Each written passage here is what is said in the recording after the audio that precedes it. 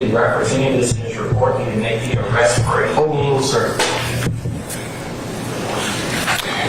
Based on my experience, again, I've interactions with different individuals in that area.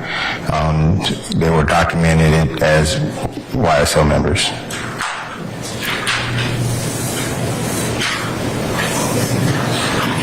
Your Honor, no further questions. Any recruit? Yes, Your Honor. Mr. Matthews. Thank you. Investigator McKesson, to be clear, you didn't reference anything in your report arising from this incident relevant to YSL, correct? Correct. Nothing further, Your Honor. Anybody else? You see the report that the investigator has in front of him, Your Honor? I mean, hold on.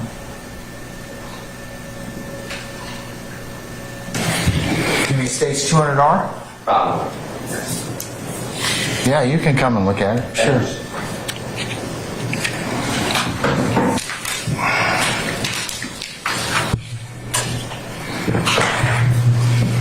Investigator, may I approach you? Yes, sir. Can I see the report that you're looking at there? Is that what you brought? That's what I brought. Yes, sir.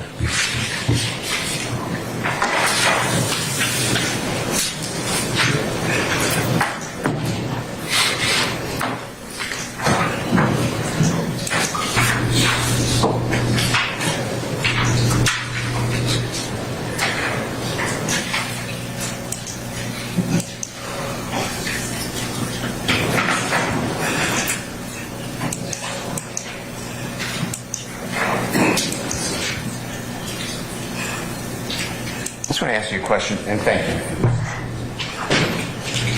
That's states 200R, as in record, right? Romeo. Romeo, that's right. I apologize. Yes, sir. Okay. Is that included in what you brought up with you when you came to testify? It's by your left hand? Yes. Same report there? Yes, sir. About 8 lines down in that report. Which report? 200R as well as what you brought. It's page 2. Okay. Does it say, no, it's page 2 is the number. It's on the first page. Okay. Doesn't that inform us that the back passenger actually disarmed the drunk man with the gun? This is not my report, but yes. Thank you. Anybody else? All right, any further examination, Mr. Brown? No, Your Honor. All right. At this point in time, may Investigator McKessie be permanently temporarily excused witness? Yes, Your Honor. Permanent? Yes. Okay. Investigator McKessie, thank you for your patience with us. I'm going to permanently excuse you as a witness. Please don't discuss your testimony to anybody except the attorneys in this case, okay? Yes, sir. Thank All you. right, thank you, sir.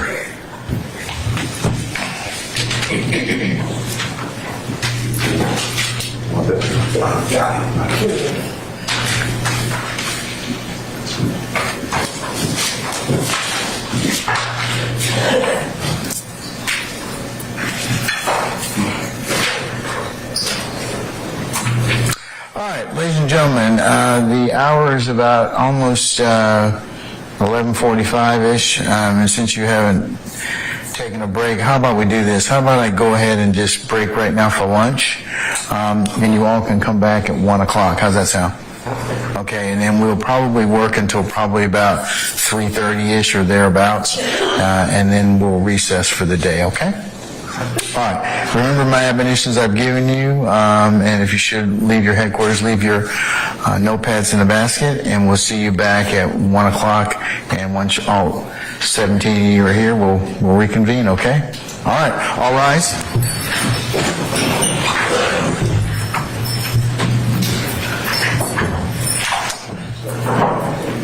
He's already at the door.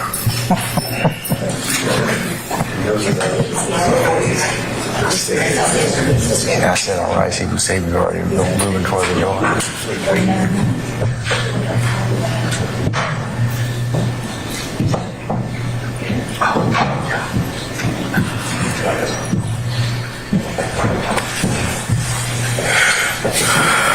All right, ladies and gentlemen, our jury has left us. Please be seated. Okay, anything before we go to lunch? Nothing from the station, Your Honor. Anything from anybody else? Okay, all right, we'll see everybody back at 1 o'clock, and as soon as everybody's back, we'll go ahead and get started, and we'll probably recess today about 3:30. So, I knew it was too good. Mr. Harvey, what is it? Oh, yes, absolutely, sir. Okay, all right. Okay, we're in recess?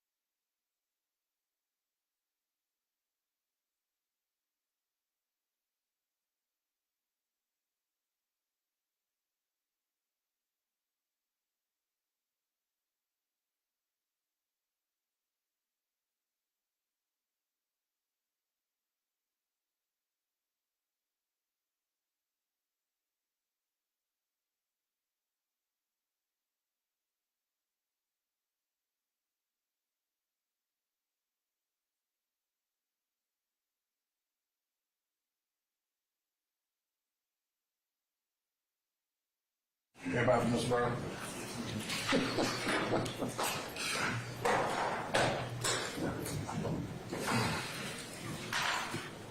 All right, sir, name and everybody there? Yes, sir. Everybody's present and accounted for. How about our jurors?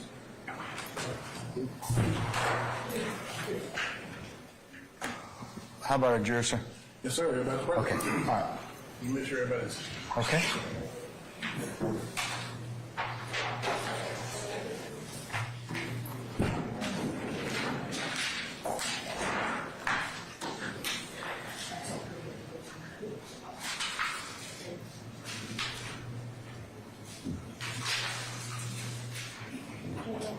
Your Honor, whenever the court's ready, I have 2 updates for the court.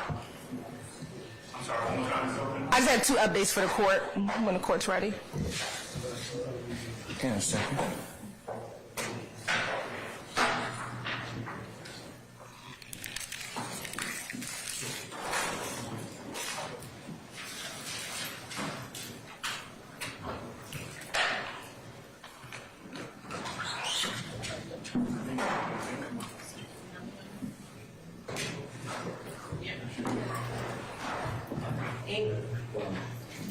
Okay, I'm not ready yet.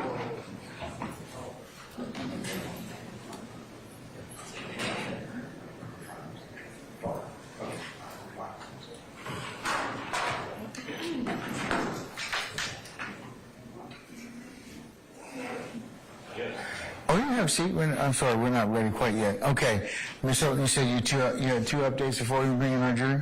Yes, one I need to approach on and the other is... Sorry, one is a matter I need to approach on, and the second is into Mr. Steele's inquiry this morning regarding the interview with Jada Myrick. Okay, so what about the interview? It is not the state's intention to play that recorded interview. It's, man, you are like, I'm gonna have to get you a hearing aid, Mr. Sharp, okay? It is not the state's intention to play the Jaden Myrick video. I understand. Do they intend to ask the deputy about the contents, or the officer the contents of the interview? Now, I'm gonna ask you that question. What do you think? I'm hoping no. I don't believe I would that think the that would state probably is be no. intending to do that. All right, okay, so we don't have to take up anything about that particular issue as regards to Myrick, is that correct? Correct. If something changes, we'll inform defense. But as far as my understanding, we will not be playing that statement. Okay. Or soliciting any information in regards to that? Yes. Okay, all right. Okay, what's the second thing you all want to approach us to send a representative up, please?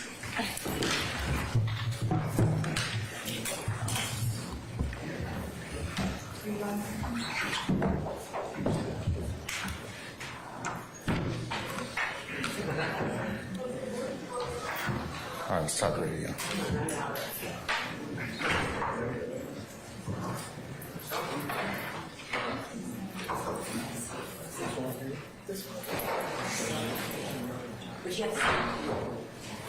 Which mic, Christina? She's able to pick up from this one.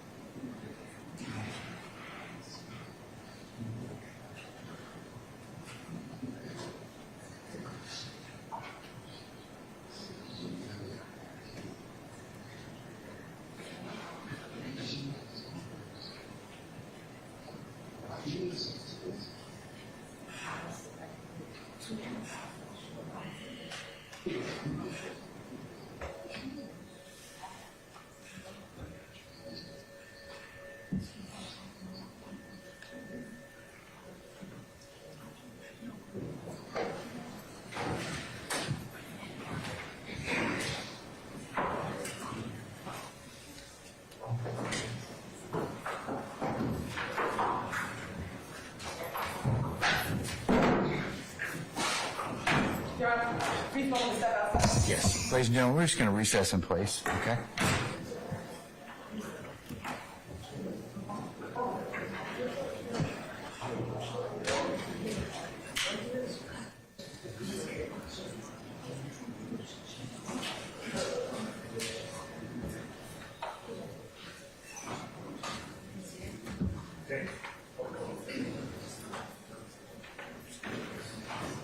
You're over there, Coach. This is Angela Williams. You can come up with Mr. Brown, okay?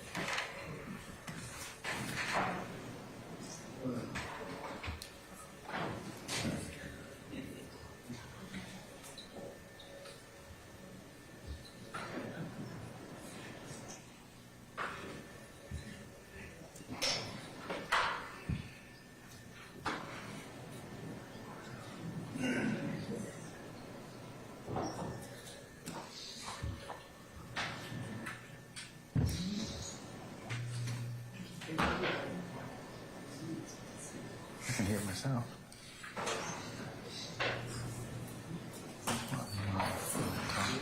Yeah.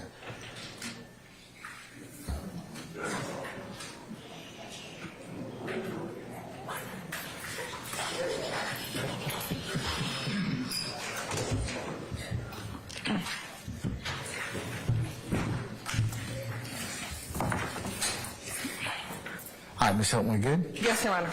Okay, what about your next witness? That's one of the ones we just mentioned.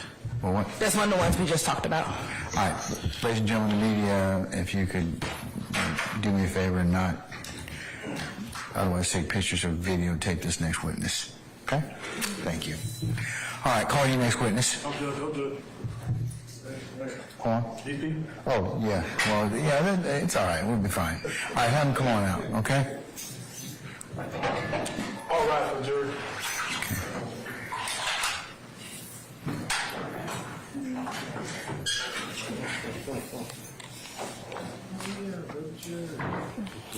Yeah, we figured that out.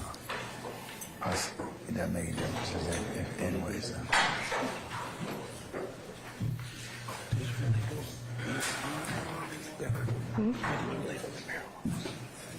I didn't, but we got to do this.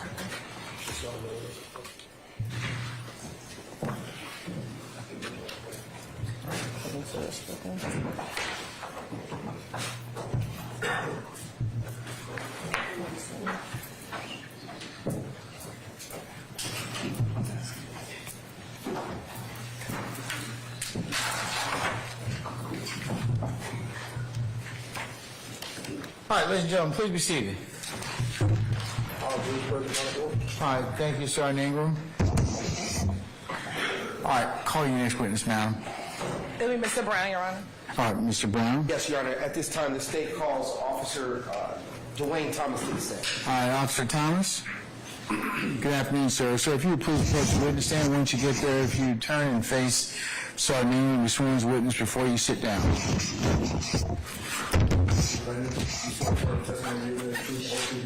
I do. I see. Name is Bill, your first and last name for the course of that please. Officer Dwayne Thomas, Dwayne, D-W-A-Y-N-E, You know, man. No. Thomas, Thomas. Okay. Good afternoon, Mr. Thomas. Good afternoon. All right. Well, are you employed? I am And where are you employed? with the City of Atlanta Police Department. How long have you been with the City of Atlanta Police Department? It's about 6 years now. And what responsibilities or duties do you have with the Atlanta Police Department? Responsibilities are to answer 911 call, to support the community, and be there in crisis, time of need. Okay. Do you work in a particular zone? Yes, I work in Zone 3. Okay. And have you been there for the entire 6 years that you've been at AD? That's correct. And what's your official title? Right now, I work on crime suppression unit, official title of police officer. And are you post-certified? I am. And were you post-certified on September 5th, 2020? I was. Do you recall working on September 5th, 2020? I do. Can you briefly tell the jury what it is that you remember about that day? I remember an off-duty officer came over the radio about a suspicious activity at 221 Cleveland Avenue, the gas station. About multiple people with firearms, possibly one waving it in the air, coming in and out of vehicles, and possible narcotics. In what zone is 221 Cleveland Avenue located? It's in Zone 3, And in what county is Zone 3 located? Fulton County. And do you know what if any kind of businesses are located in that area? In that area is gas stations, fast food restaurants, laundromats. Okay. Are you generally familiar with the area of 221 Cleveland Avenue? I am. And can you tell the jury what you know about the 221 Cleveland Avenue area based on your law enforcement experience? Based on my experience, it's an area that is known for gang activity and narcotic sale. Okay. Do you know if the YSL gang is particularly associated with that territory? I do. Okay. Sorry, who just said that? Mr. Harden. Also staying as a form. Okay. All right, sir. Do you know of a particular gang associated with that area? The Cleveland Avenue corridor, yes, the YSL gang.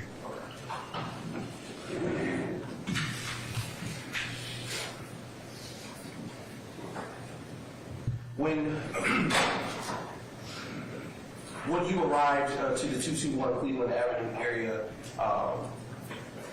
what, if anything, did you do? I was notified by that off-duty officer about a male wearing a red beanie, possibly having a firearm on him. We detained the male.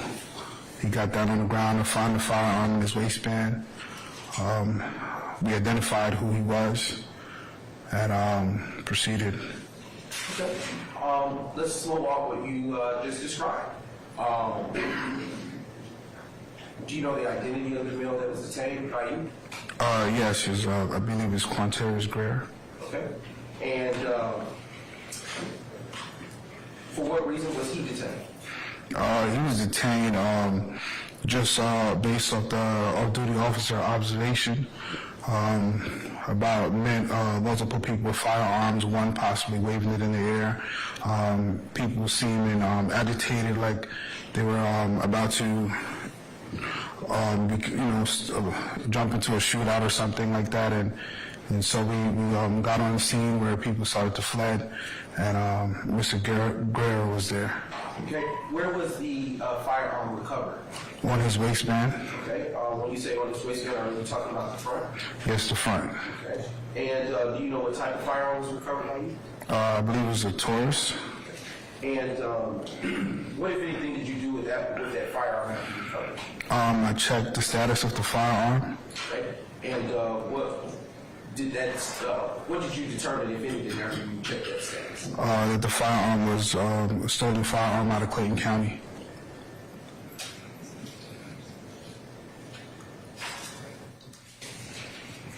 Did he say anything to you about the firearm? He stated that it belonged to his sister. Was that before or after you checked the status of it? I believe that was before.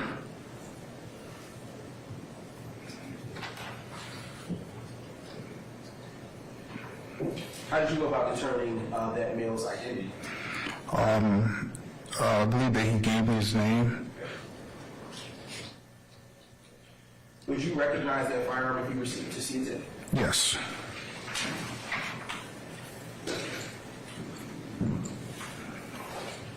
And at this time, Your Honor, state is marked for identity purposes. States exhibit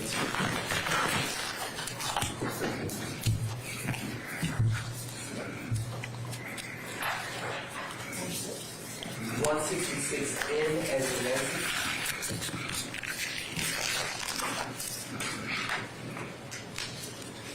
And now approaching the deputy Ingram, approaching the witness, what has been marked as 166N.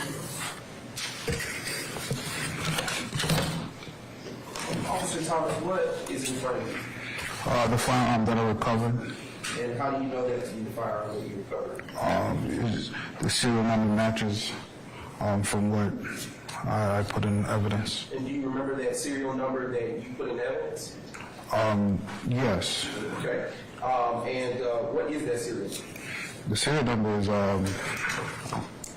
the Tom Ida X-ray 51379.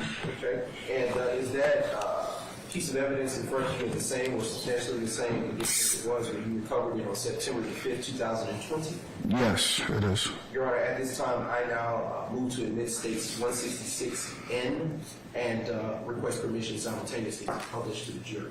First, any objection to states 166 November?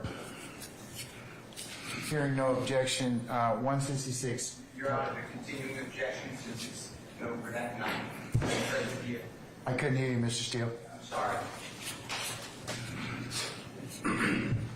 Continuing objection? Yes, sir. Okay, so no, 166 is admitted, and maybe published as you see fit. Okay. Yes.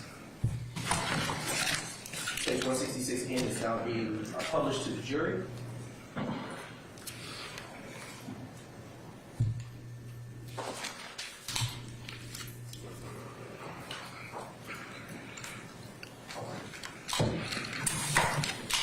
Officer Thomas, was that firearm loaded when you recovered it? Yes, it was. Can you tell the jury how many bullets were in it? It had one in the chamber and 7 in the magazine. And can you tell the jury what a magazine is? The magazine is this piece of clip right here. Okay. Was anything besides a firearm recovered that day? Yes, a bag of marijuana. Okay. And where was it recovered? It was recovered underneath the vehicle. Do you know what vehicle? No. But you do recall that it was recovered from underneath the vehicle? Yes. Okay. Your Honor, at this time, I am going to republish the jury states 161 November on the screen. So we may be granted shared privileges. All right.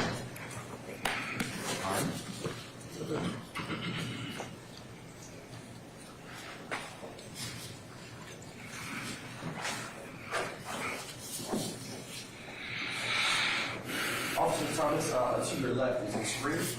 Can you tell the jury what we are looking at here in this picture? A bag of marijuana, suspected marijuana. Does that appear to be what was recovered on that evening of September 5th, 2020? Yes. And did you take possession of that bag after it was recovered? Yes, I do.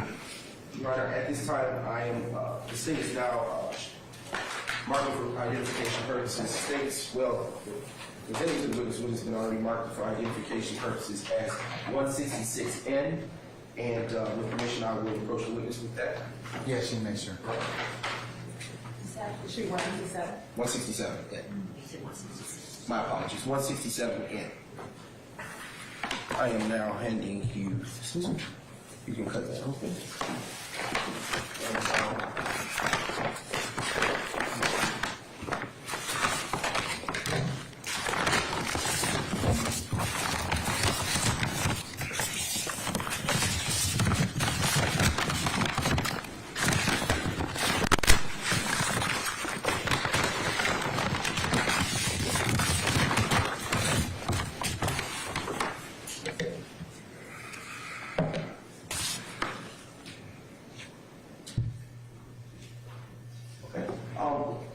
have you had an opportunity to look at states 167N? Oh, you want me to take it out?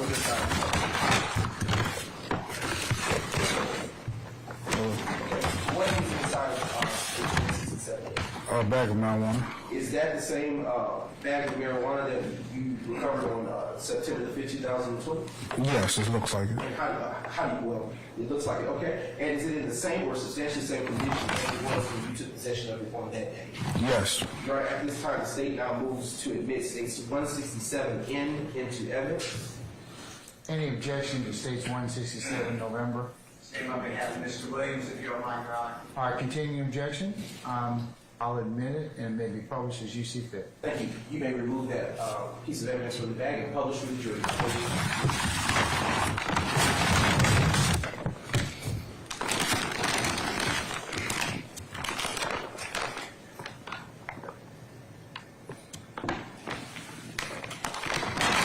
And Officer Thomas, what did you see that after you recovered it?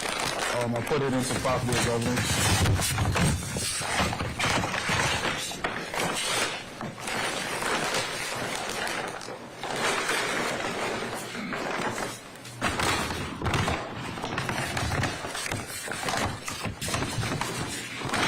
And at this time, Your Honor, the state has no further questions. Cross. Mr. Adams? Yes, Judge, thank you.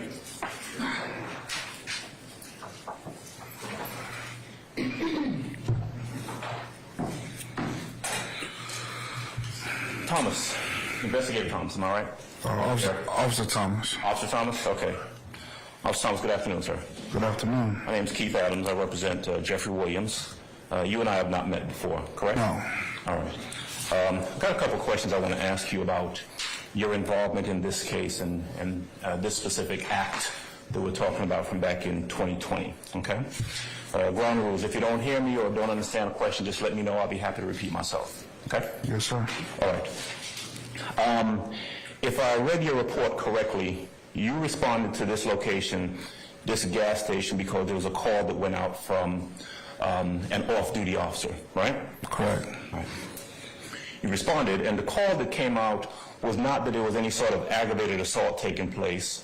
There were suspicious persons or something like that. Am I right about that?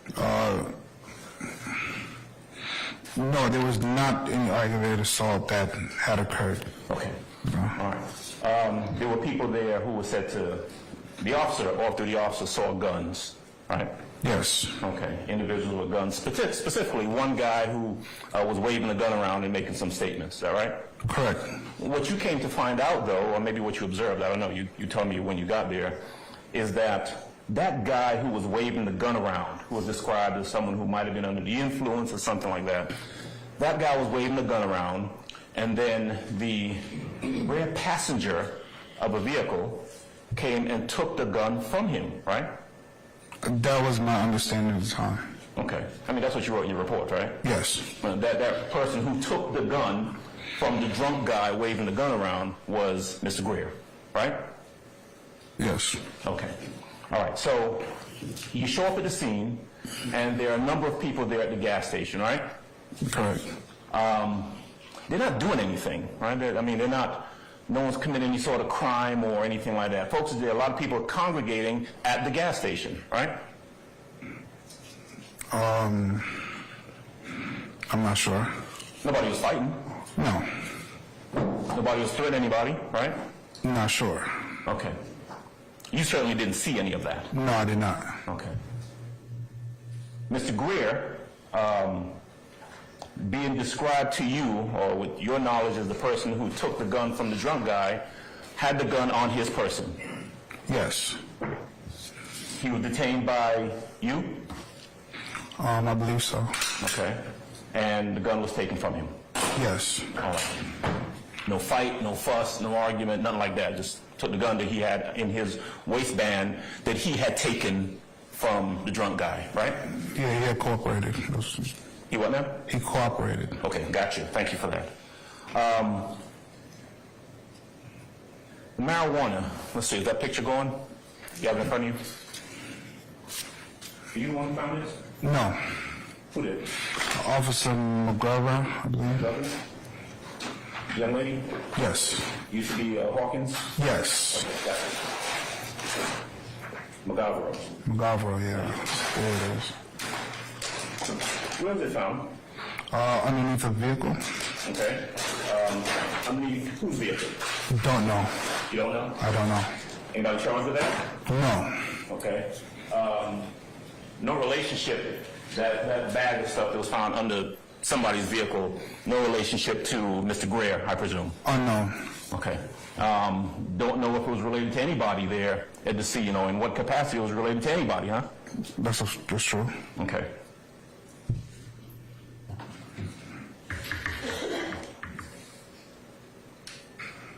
Was Mr. Greer the only person arrested there that night? I don't remember. All right. I believe so. Okay. This was back in 2020, right? Yes. Okay. That was the extent of your involvement in that case. Essentially being present when someone was in possession of a stolen gun, right? Yes. And you haven't had any involvement with that until you were called to come testify in this sprawling RICO racketeering gun case, right? Repeat that again. Objection, Your Honor. All right. I'll stand. Now withdraw it. That's the commentary. Yes, sir.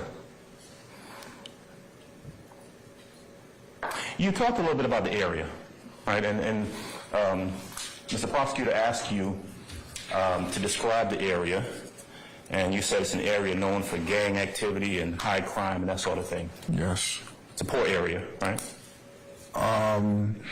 That is subjected to what you believe poor is. Well, poor means, low income. I can't say. You don't know? No.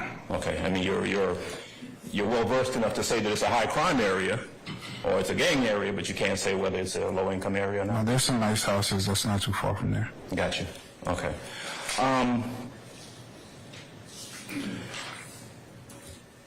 A gang area or known for gang activity. You mentioned YSL. Actually, you asked about YSL and about gang. You said YSL. What other gangs in that area? I'm not sure of any other gangs. You're not sure? No. But you knew to come in here and say YSL today, didn't you? Yes. Okay. High crime. You describe it as a high crime area? It can be. Okay. It can be? Yes. Sometimes it is, sometimes it isn't? Exactly. Okay. A lot of areas in Atlanta can be classified as high crime areas sometimes, right? Yes. A lot of areas, a lot of locations in Atlanta could be classified as places where you might find gangs, perhaps, right? Yes. All right. It's just a matter of which one they want you to come in and talk about. Objection. I stand objection. All right. Officer Thomas, thank you. That's all I got. Anybody else, anything further? Yes, Mr. Matthews.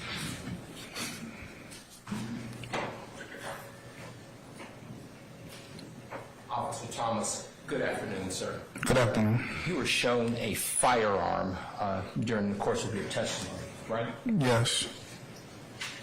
May I, Your Honor, may I approach the witness and may I handle that particular piece of evidence? You don't point at anybody, you certainly can. Thank you, Your Honor. I can put it back. So, Officer Thomas, this firearm that you described, I think you read the serial number out, right? Yes.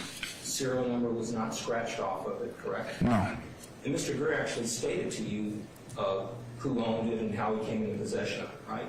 No, he said his sister gave it to him. Right. And just looking at this firearm on its face, you can't tell it's stolen, can you? No. That's all I have. Thank you. Anybody else, anything further? All right, any redirect, Mr. Brown? Just with you. Starting with the last question asked by Mr. Matthews, how were you able to tell that that firearm was stolen? I ran it on our system, ACIC, And what came up? that it was stolen out of Clayton County. Okay. And earlier on cross, Mr. Adams indicated that you weren't able to see what happened prior to your arrival. Why was that the case? Because I was not there. Okay. And were you aware that someone handed the older male the gun? Was I aware that someone handed the older male the gun? Yes. And were you there to see who handed him the gun? No. I want to show what has already been admitted. The state's police on the show. It is State's 162 November, which is currently on the screen. In the bottom right hand of the screen, can you see who that person is? Officer Hawkins? Okay. And was that the individual who recovered the marijuana initially? Yes. And was that the same person who provided it to you to take it out? Yes.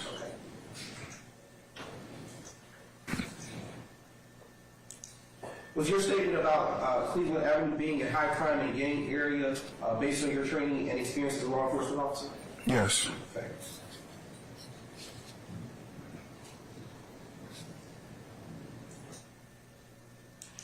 No further questions.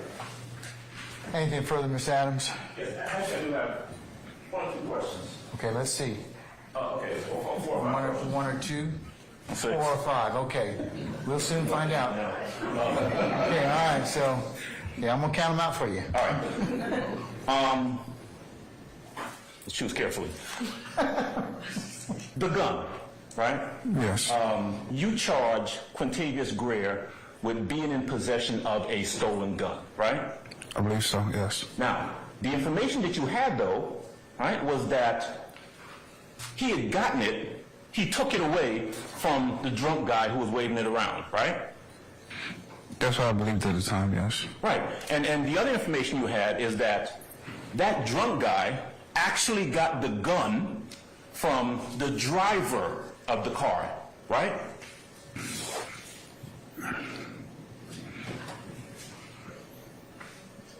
I'm not sure. Okay. You don't remember speaking to the off-duty officer who said that the driver is the one who came and gave the gun to the drunk guy. Drunk guy waves it around, and then the back passenger, Mr. Greer, got out of the car and took the gun from the drunk guy. You remember that's what you were told? I'm not sure. Okay. How about this then? You know that the drunk guy was waving the gun around before Quintavious Greer took it from him, right? Yeah, I know somebody was waving it around. Right. So he was in possession of a stolen gun when he's waving that stolen gun around, right? Yes. Okay. Was he charged? No. I don't know who he is. You. I'm going to object, Your Honor, to mischaracterization of the evidence. I'm gonna allow it. I'm gonna allow it.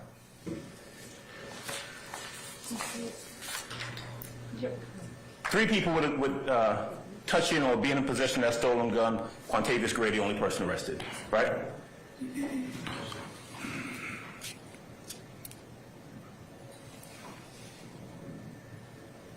If you know. Repeat that question. All right.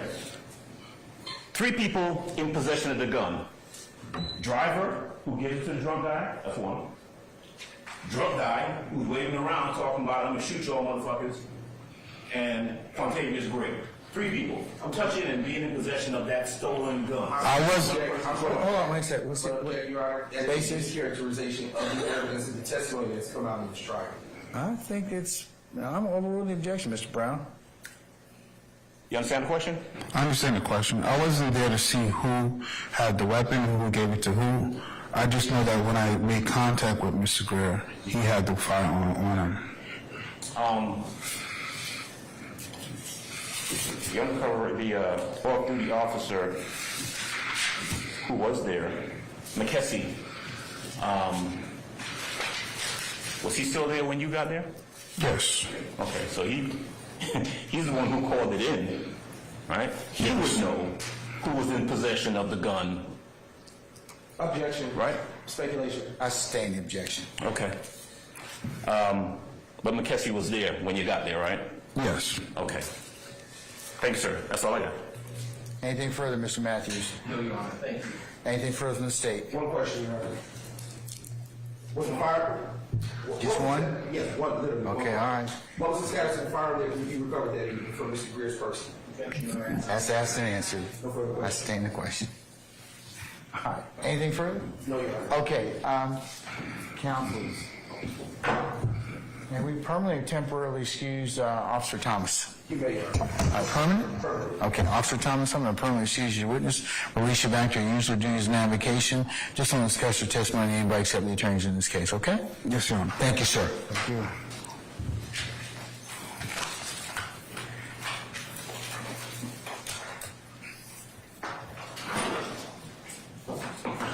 Mr. Brown or Ms. Hilton, who's your next witness?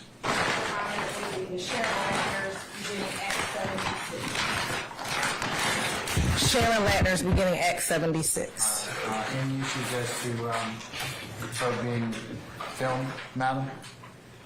No issue. Okay, all right. Members of the media, you may resume filming the witness, consistent with the court's earlier directive. The next ones after this will be the one we discussed this morning. We'll take that up at that time. All right. Okay. Ms. Landers? Good afternoon, madam. If you could please approach the witness stand. Once you get there, if you'd be so kind to turn and face Sergeant Ingram and be sworn as a witness before you sit down. How you doing? Raise your hand. You swear affirm the testimony you give today the truth, the whole truth, and nothing but the truth? I do. Have a seat. State and spell your first and last name for the court's file. Sharon Latners, SHARON, LATNERS. And Ms. Latner, where are you going City of Atlanta Communication 911 Center, And how long have you been with the City of Atlanta 911 Communication Center? 33 years. And what are your job duties and responsibilities with the City of Atlanta 911 Communication Center? I am custodian of records. I handle all ingoing, outgoing 911 call audios, dispatch audios.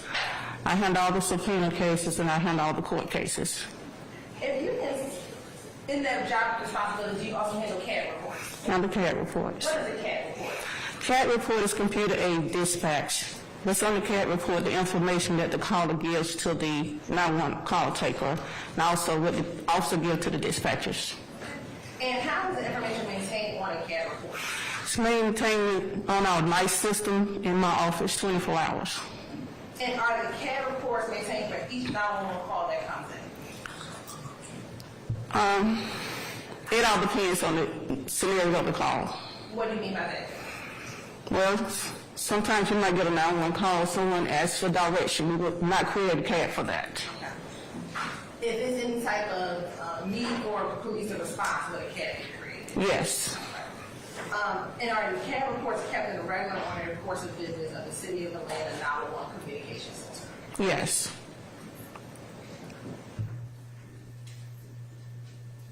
Now, what type of information, if you're looking at CAD, will be on that CAD call detail report? You will have the incident, you will have the date of the call, you will have the location of the call,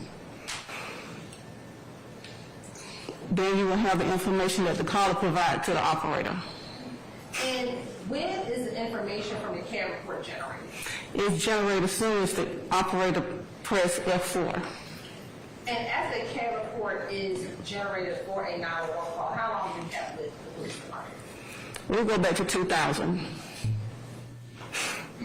Now, when it relates to 911 calls, how long are 911 calls held?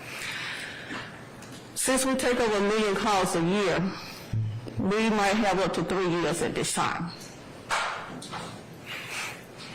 And when 911 calls are generated, is it at the time of the call? Yes.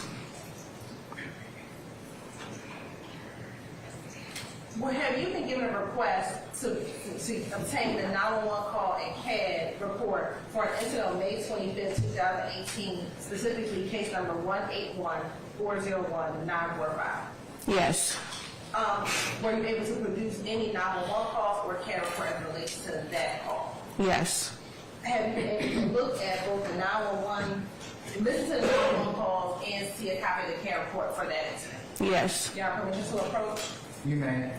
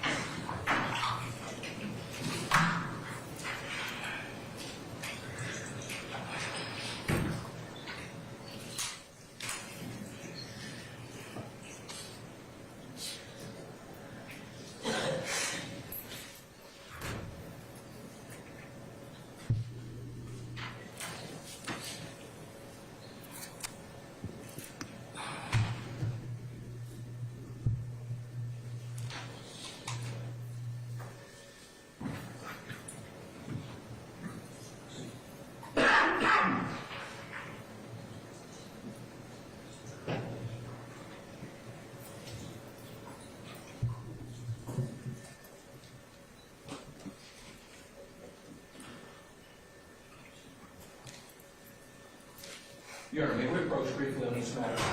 Sure. Thank you, Your Honor.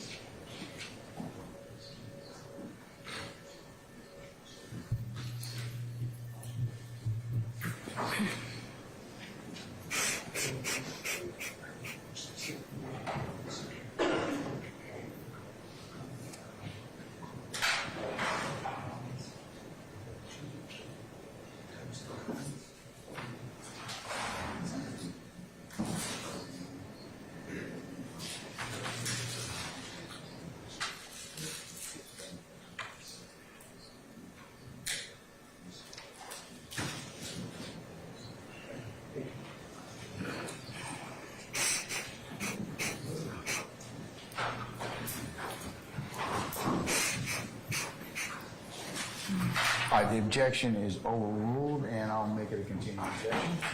All right.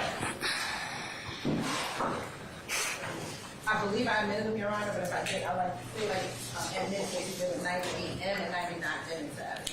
All right, states 98M, what, again, ma'am? 98 and 99M. I'm going to say as money because I don't know. Mike. We need to go take a look at the podium. Yes, podium is a little too far. Okay. Any further objections otherwise have not been noted as to states 99 and 99 Mike? Okay. All right, there may be published as you see fit, subject to the court's proper instruction.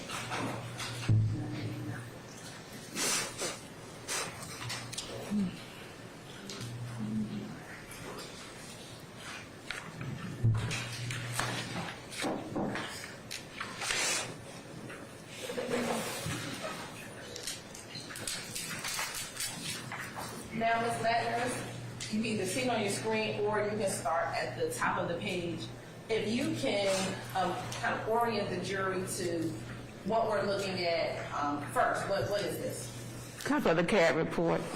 And in looking at the CAD report, coming down when it says call information, what date was this CAD generated? May 25, 2018. And when it says call type and description, what does that mean? Call type? Call type and description? Oh, that's the type of call it is. It says a fifth person been shot. And what is the location where the incident had occurred?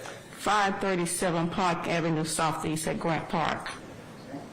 And when we scroll down to caller information, what would be contained in the caller information section? Well, it says source E911 call. It doesn't have a name on there because the person didn't give their name. Okay. And then would that be the phone number of the individual who made the call? Yes, ma'am. All right. Now, going to page 2 of the CAD report. Generally, what information is provided here where it's talking about unit time? What is that information? It shows all the units that went to this location. And when we're talking about units, what are we referencing? Officers. All right. And the numbers here, 3607, 3650, what do those numbers represent? 3607 is zone 6, and that's their unit number, 3607. Each unit has their own unit number for their vehicles. And now going to page 3 of the CAD report.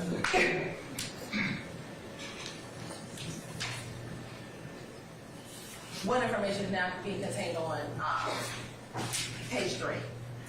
It just shows your unit number, the time they arrived on scene. And is that third column still just location information? It shows the location information. And I guess I did not ask, my apologies, you can go back up to page 1. What time did this call come in? Call came in, it shows 2020, which is military time, which is regular time is 8 o'clock p.m.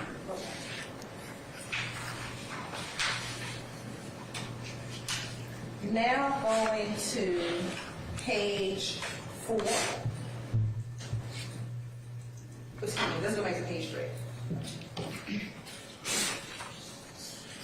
If we go down to page 3 at 9:54 and 50 seconds, 9:54 p.m. and 50 seconds. When it says en route to grade T2 or T6 at 21:54, what does that mean? That means graded ambulance is en route to Grady.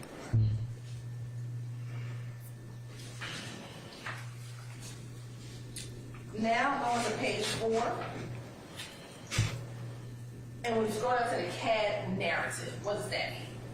The information that the caller provided to the operator, she just types it in. All right. So let's just start at May 25th, 2018 at 8:01 p.m. What information was provided to the 911 dispatcher?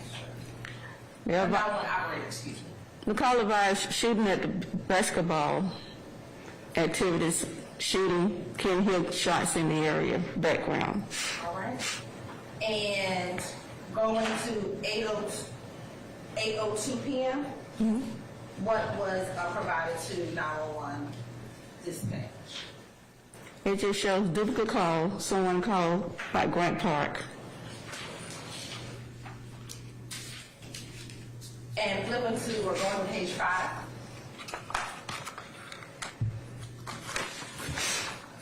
At 8:07 p.m., what information do you have? The officer advised he's going through the houses on Spalding. Okay. And what about right above at 8:07? Second victim possible at the BP at Glenwood and Boulevard. Now at 8:15 p.m., where it starts with BJ, what does that mean? Insurance and one wearing blue jeans, black shirt. And would that be a description? Yes, that's the description of a person. All right. And do we know, can we tell from this line here who's calling that information in? That's not a person calling in. That's the officer telling the dispatcher the information. Okay, so the officer's telling information, blue jeans and black shirt. Yes. All right. And in the next line, LS behind 502 Grant Street, stuck on the fence. Officer advised last seen behind it at 502 Grant Street, stuck on the fence. Okay. And going to the next line. And unit advised male dropped his 69, was a 69 gun. 69 is a gun. All right. And then what's the line after that? GAT unit and ID is en route. The ID unit and I don't know what GAT is. I'm sorry, that's a gang unit. Okay. Next. Unit advised Perks possible running through the park. That's what the officer telling his dispatcher. All right. Next line. Perk possible Sydney and Loomis. Next. K9, which is the dog, they requested K9 to come to that location, 451 Loomis Walker, Southwest in Sydney. Okay. What's next? Second victim located at Grady. And what's after that? It says shot to the side, alert, conscious, and breathing. What was the last part? Alert, conscious, and breathing. All right. And then the next line. They advised the media is on the scene. And the next line. The call came as 25 in the area with shots fired, but it changed. The unit advised the dispatcher changed to someone been shot. All right. And next. Advised both victims at Grady. They 26 on the scene at L28 B Baker. And what's the next line? They advised they have cameras footage of male running at 9:32 hours. And what's the last line? Or the second to last line? At 452 Cherokee Avenue has video footages Perk dropping the gun. All right. And then what is the last line? At 1:01 a.m. they show clear the scene, code 17. They did a report on the incident. All right. So we started, officer began responding at 8 o'clock p.m. and they left at 1:01 a.m. Yes, ma'am. All right. Next, we're going to publish State's Exhibit 98.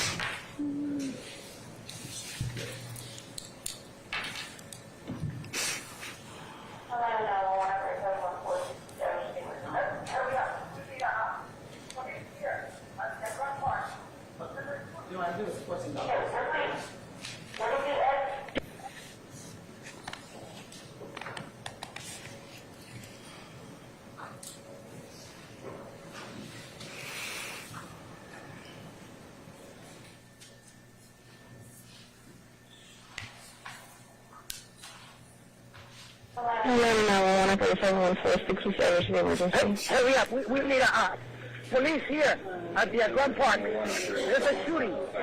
Okay, what is the address? It's in Grand Park. Grand Park. Next to the zoo. Grand Park? Yeah, that's the zoo. Shit. 911 for the 714 service emergency. Hurry up, we need police here at the Grand Park. There's a shooting.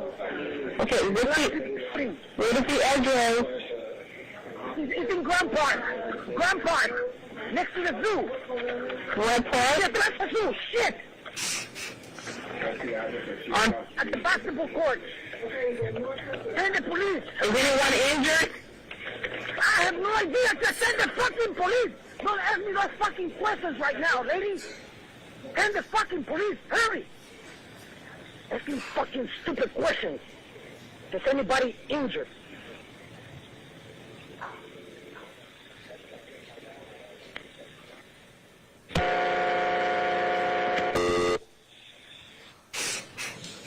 Now you're going to publish the second call from that 98M.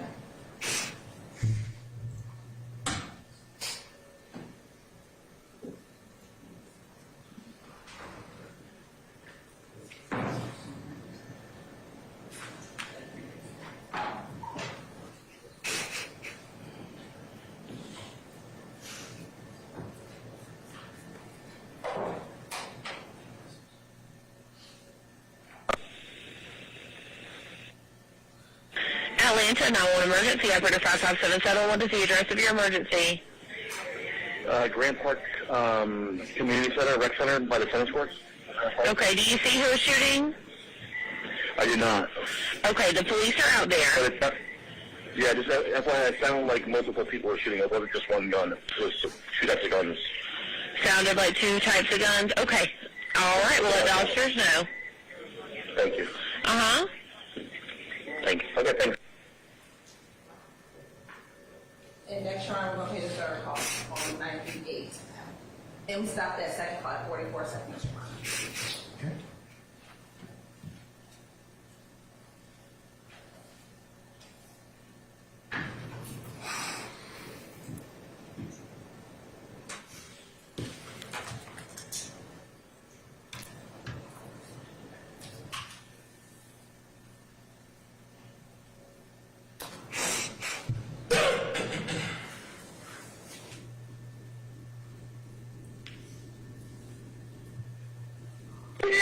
Come on. Atlanta 911 operator 711 with status of emergency. Who's in the ambulance? So we're at Who's in the ambulance? What's the address?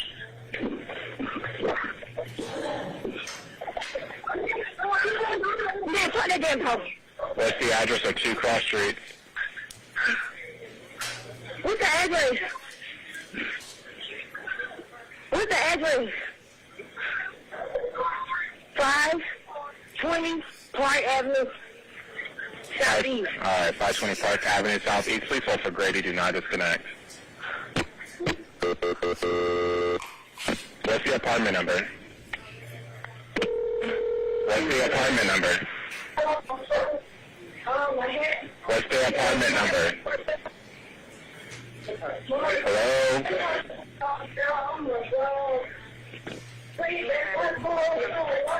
Hey, Grady, we have 520 Park Avenue Southeast, 520 Park Avenue Southeast. I don't have an apartment number. Okay. Hello. Hi, ma'am. This is Grady, EMS. Can I have you confirm your address for me? What's the address?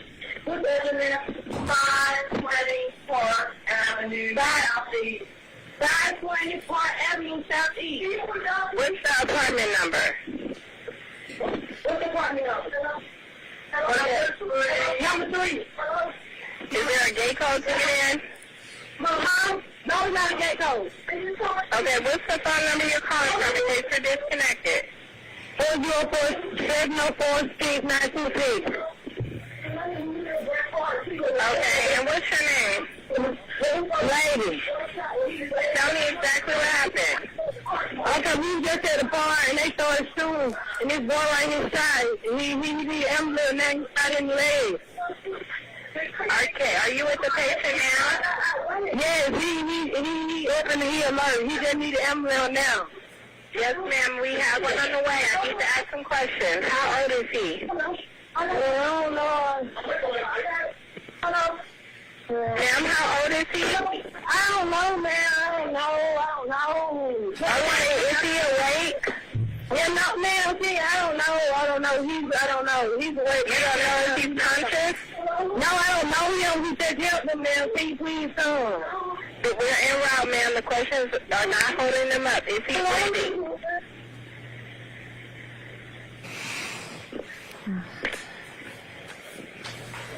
Hello? Lana, can we get PD and fire? I'm 711, police and fire is en route. Thank you. What's your operator? 826. Thank you, I appreciate it. We'll start that recording at 3 minutes and 4 seconds. After providing both the CAD report and 911 calls to the district attorney's office, does that include your involvement in this case? Yes. Okay.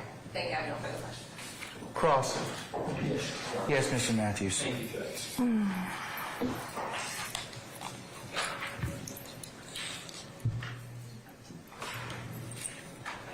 Ms. Lattners? Yes. Good afternoon. Good afternoon, sir. How are you this afternoon? I'm doing great, thank you. Good, good. Ms. Lattners, you are the 911 custodian who is here today to talk about what we've just learned. Is that right? Yes, sir.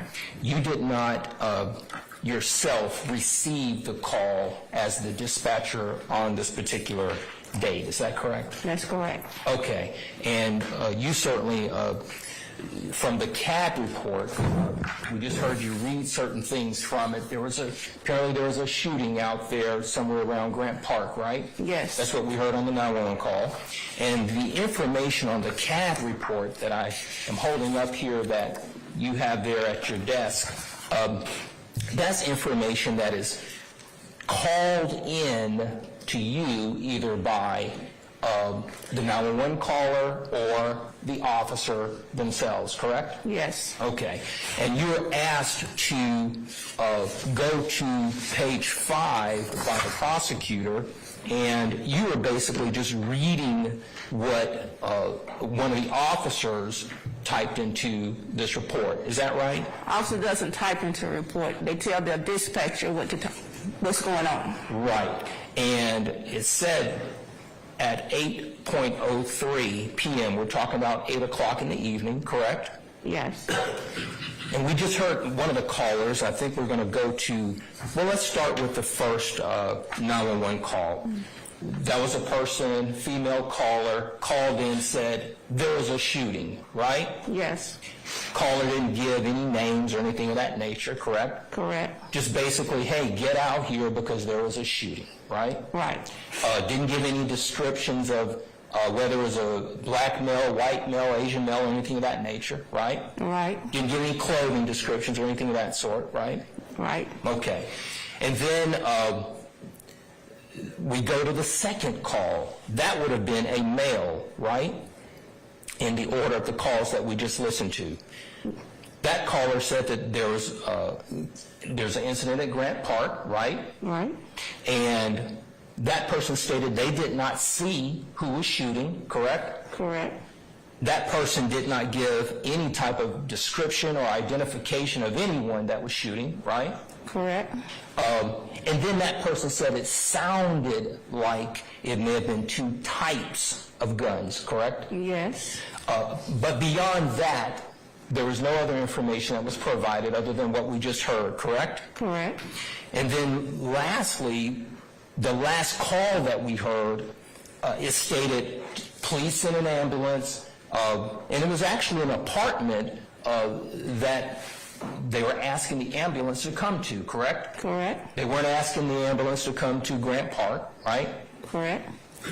And then we were trying to listen in for the address, and they finally gave the address, and they gave an apartment number, right? That's right. This person says, hey, I don't know this person, but I think he got shot in the leg. I think He may be conscious, may not be unconscious. They just wanted an ambulance to come out there, correct? Correct. We did not hear on that caller's call any description of anyone in terms of being a tall person or a short person, correct? Correct. Didn't hear anything about the race of the person, black male, white male, Asian, Hispanic, or otherwise, right? Correct.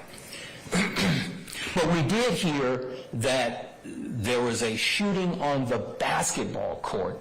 Did we hear that? That was from the first call. Okay. Now, we also, on page 5, there was some mention about camera footage of a male running. Who would have been the person that would have recorded that information? The officer telling dispatcher that information. Okay, so the officer's telling dispatch that there's some camera footage? Yes. Okay.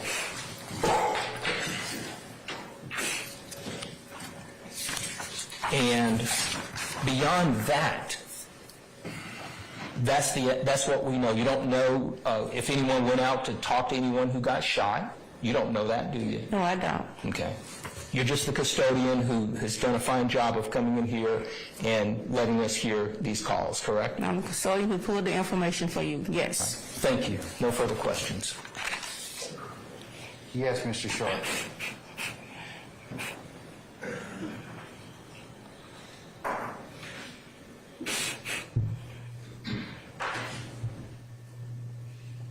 Ms. Ratliff, good afternoon. Hi. Hello. I just want to make sure I have this straight. The first call, chronologically, that came in after this shooting that was reported, what time did that come in? First call came in at 8 o'clock p.m. hours. 8 o'clock p.m.? Yes. Okay, and it reported a shooting at the basketball courts in Grant Park, correct? Yes. Okay. And now, another caller gave an address of 537 Park Avenue, correct? Yes. Do you know that address to be the Grant Park Community Center, right next to the basketball courts? I can't say that. What's in the CAD pops up, and they give that address, it pops up in our CAD as an address for Atlanta. Okay, so you're not sure of what 537 is? No, I don't. Okay. But it was 537 Park Avenue. It says Grant Park, Atlanta. 537 Park Avenue at Grant Park? Yes. Okay. And these calls were coming in at 8 o'clock p.m.? Yes. Okay. Now, regarding the radio traffic, what time was the person they're referring to as a perp, what time were they encountered that night?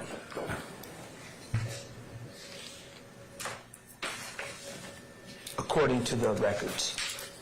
Looking at the CAD report, the first officer shows at 8:15 p.m., blue jean, black shirt. That's what he tells his dispatcher, 8:15 p.m. Okay. But no identification? Don't say no identification, sir. Okay. Does this indicate when the quote-unquote perpetrator was encountered by the police? I can't advise you on that. I don't know. Okay. Does it indicate what time an arrest was made?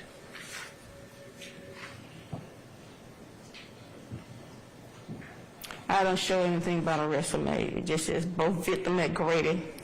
Okay, so we don't know how much time passed between the shooting and the arrest?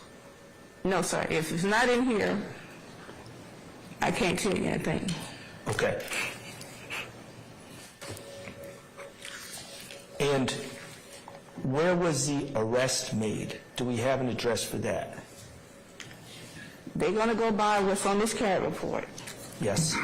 537 Park Avenue, Southeast. Now, it's up to the officer to tell his dispatcher where the arrest was made. It might be in the officer report, but it's not on this CAD. The officer report and the CAD report does not coordinate together. Could you look at the radio traffic at 8:26 p.m.? On page 5? Yes. It says per possible at Sickness and Loomis. So a possible perp, an officer called in a possible perp at Sydney and Loomis at 8:26 p.m. That's what he advised his dispatcher. Okay, that would be 26 minutes after the original 911 call. Yes, sir. And they were reporting this possible perp at Loomis and Sydney. That's what's on the report. Okay, do you know, are you familiar with the Grant Park area? No, I'm not really. Well, I'm going to ask you this question. If you don't know, you don't know. That's fine. How far is the corner of Sydney and Loomis from the basketball courts on Grant Park? I don't know. Okay, thank you. Anyone else? Any redirect, sir? Or madam? No redirect, Your Honor. All right. May we permanently or temporarily excuse Ms. Landers? Ms. Landers actually has to be temporarily excused. Okay, Ms. Landers. Sorry about that. Gonna have to call you again. All right. Don't you roll your eyes at me, all right? Okay, madam. So seriously, thank you for your patience with us. You are going to be subject to recall. Don't discuss testimony with anybody except the attorneys in this case, okay? Thank you. All right, thank you. We'll give you plenty of notice when you need to come back. All right, thanks. Okay, all right. All right, call your next witness, please, Mr. Brown or Ms. Hilton. Your Honor, this is the witness with the issue we discussed earlier today, Your Honor. Okay, who is it? Officer Henry Ratliff.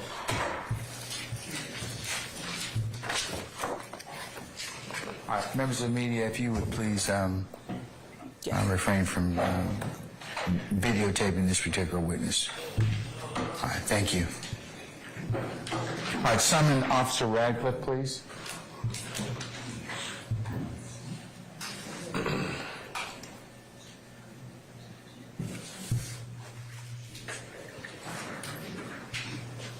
All right, Officer Ratliff, good afternoon, sir. If you would turn and face Sergeant Ingram, be sworn as a witness before you sit down. Raise your right hand. You swear firm testimony to give the truth, the whole truth, nothing but the truth? I do. See? State and spell your first and last name for the company. First name, Ratliff, R-A-D-C-L-I-F. Last name, Henry, H-E-N-R-Y. And where are you going? City of Atlanta Police Department. And you can turn, she's a juror, or she's a juror. How long have you worked with AG? Over 6 years. And what is your current assignment? Patrol officer. And are you assigned to a particular zone? Yeah, Zone 6. And where is the Zone 6? Where is Zone 6? Off in Kirkwood area, 2025 was it, L. Williams Drive. And where else does it cover? What else does it cover? It covers Old Fort Ward, Pond City Market, Boulevard, Parkway, Grand Park, McDonough Boulevard, Moreland Avenue, close to Summerhill, part of Summerhill, Edgewood area. It's a large area. Yeah, it's a very big zone. And on the southern side of Zone 6, what zone neighbors Zone 6? What neighbor? What zone is the neighboring zone to Zone 6? Kirkwood. What zone is the neighboring zone to Zone 6? Oh, the neighboring zone is going to be Zone 3. And are you post certified? Yes, ma'am. And if you could tell the jury a little about your job history with the Atlanta Police Department over the last couple of years. I'm a City of Atlanta police officer, working FOD, then I get What's FOD? Field Operation Division. Then I get moved to field investigation team where I'm currently assigned to now. And was both your time with FOD and FIT while you were in Zone 6? Yes, ma'am. And what are your jobs and responsibilities as a FIT officer in Zone 6? To enforce the law in the state of Georgia, and also to enforce the law in the actual zone where I work in throughout the city of Atlanta. That's my duty. Okay. I want to take you back to May of 2018. What unit in Zone 6 were you working in May of 2018? What unit? I was a patrol officer, 2018. And back in 2018, specifically on May 25th, 2018, what shift were you working? I was working evening watch at the time. And what time is evening watch? Evening watch scheduled from 2 p.m. to 10 p.m. or 3 p.m. to 11 p.m. And taking to May 25th, 2018, did you have the case to be dispatched to 451 Cherokee Avenue? Yes, ma'am. And at what time were you dispatched? 8:01 p.m. And is 451 Cherokee Avenue within Wilson County? Yes, ma'am. And why were you dispatched to that location? So I dispatched to that location based on the original call came up as multiple people being shot over there by Grand Park, which is one of the biggest parks over there in Zone 6. So that was the reason why I was dispatched to that location. It come up as shots fired inside the park. Now, did you ever make it to the park? No, I never make it to the park. What happened that you did not make it to the park? So while on the way to the call, the call upgraded to a person, victim being shot. So they gave a full description of an individual, some individual that was possibly the suspect at the time. So at that location that you gave me, that's where I made contact with that individual, where I stopped him where he fit the description of that subject. I stopped him and step on my patrol car, trying to have a conversation. Then he took off running. What was the description that you were looking for? The description I given over the radio was a black male wearing all black with a hoodie. Okay. And what happened at that point? As soon as I stepped on my patrol car and I identified myself and said, "Hey, can I talk to you?" He took off running. Okay. And what happened once he took off running? As he took off running, I started to run and chase him. While I was chasing him, he pulled out a firearm, tossed the firearm on the ground. I pick up the firearm real quick, I make it safe, put it in my pocket, continue running. Apparently the suspect, maybe half a mile, detain him, take him into custody. Okay. And you said that you picked up the firearm and made it safe. What does that mean? I make it safe because I don't know the status of the weapon, whether if it is loaded, if it is around in the chamber, or it have some type of malfunction, so I make it safe for myself. Okay. And as you said, you took off, you ran, did you end up detaining that person? Did you end up catching up to the person? Yes, I catch him, I apprehend him. You apprehended him. Okay. What happened once you apprehended him? I apprehended him, put him in cuffs, I asked him if he okay. I asked him if he needed any type of medical attention. Then I asked him why was he running. Yeah, that's the question I asked him. Okay. Was there a response? No, he was tired. Okay. You were tired or he was tired? He was tired. All right. Now, after you detained him and you asked why were you running, what happens next? I bring him back to my patrol car. And when I bring him back to my patrol car, I run the weapon on ACIC to verify the firearm if it is stolen. And the firearm did came back stolen out of Winder Police Department. I was confirmed. And Winder, is that Winder? Winder. Winder, Georgia? Yes, ma'am. All right. Once you confirm it's still out of line with Jordan, what happens next? Written confirmation, once it was confirmed, I asked the individual about the weapon again, and Mirandizing. Before we go there.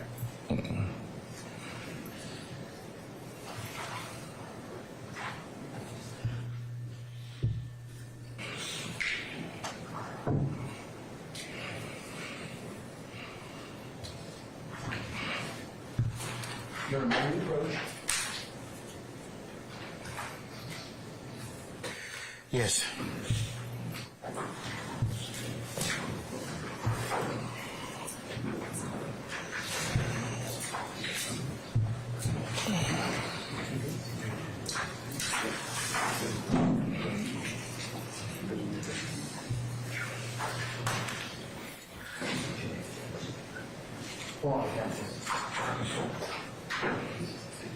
All right, ladies and gentlemen, let me go ahead and just recess you. Let's just take a break. It'll take about 15 minutes, and then everybody can stretch and use the facilities, and we'll see you back in about 15, okay? Yes, sir. All right, remember my admonitions to you. All right, all rise.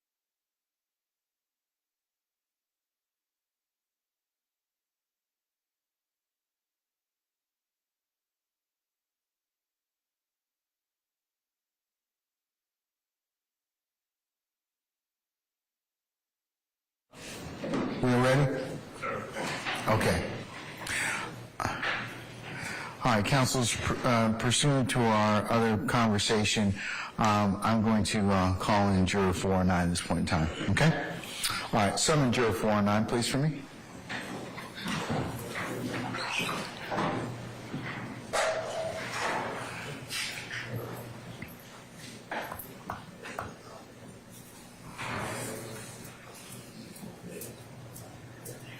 Juror 409, could you have come on to the first row?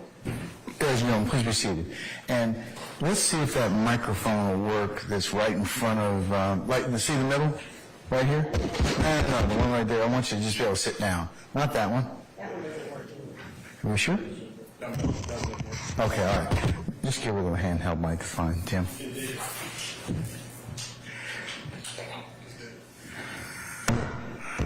All right, is Deb? Okay, madam, come on up to the witness stand then. This is so everybody can hear you. No, this is Kim. What?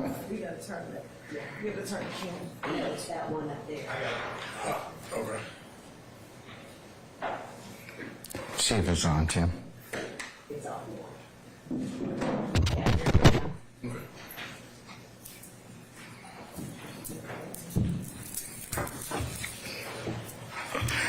All right, Juror 409, good afternoon, madam. Good afternoon. Okay, I need to ask you just a couple of questions. Within the last, I would say, 30 minutes, you shared a video on your phone with Sergeant Ingram, is that right? Correct. Okay, and that particular video was of a person that, journalist, is his name William McCrae?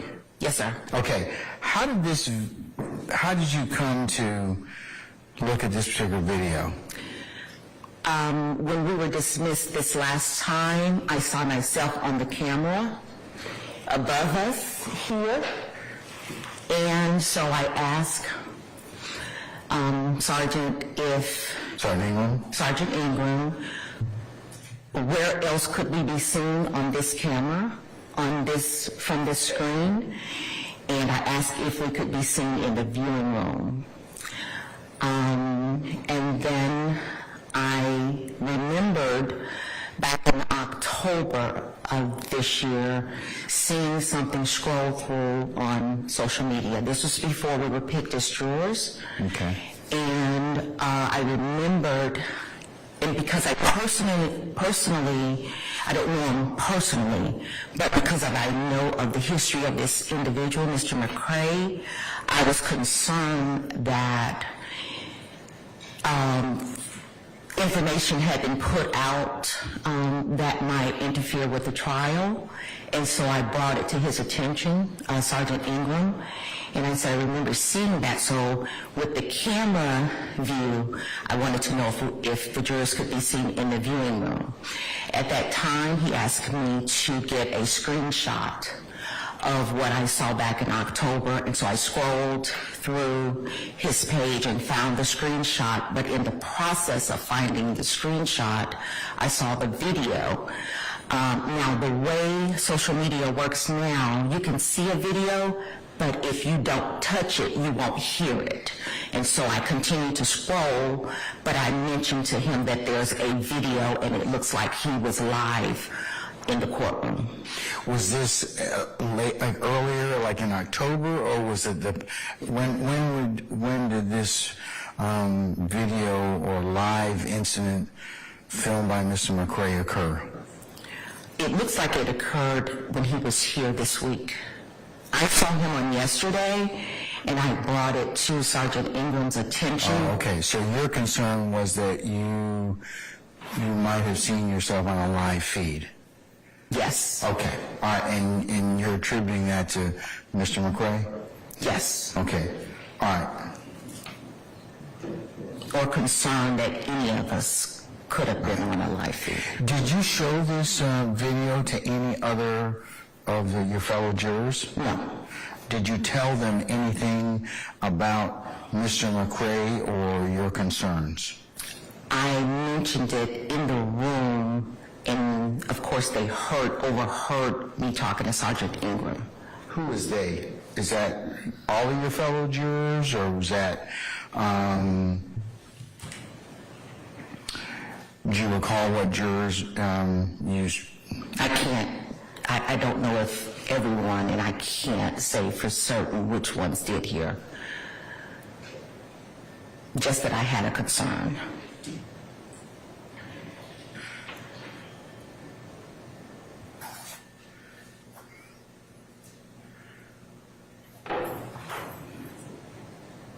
And no one has heard the video or seen any of it, anything from that individual's post. Okay, this particular video by that you're referring to, that was the one that's on your phone? Yes, correct. Would this video in any way affect your ability to listen to this case, apply the law that I'll give to you and your colleagues, and you, to apply to the facts and the evidence as you determine them to be, and render a decision that speaks the truth as to all parties? Not at all. All right. So your basic concern was that you thought that he might be filming in contravention of the court's order? Correct. All right. And how do you know him from, or what caused your concern to raise this to Sergeant Ingram? I know the history that follows this gentleman. Okay, and without getting into that, and that's what made you concerned? Yes. Okay, all right.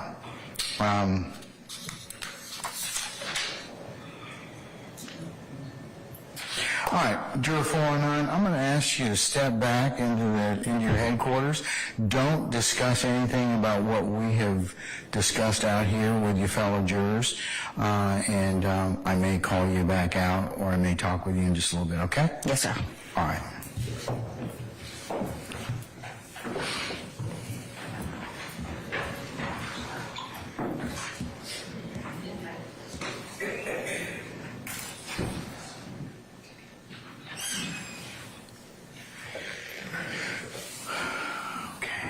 Oh, please be seated. Let me talk to a representative or two from the defense and the state, please.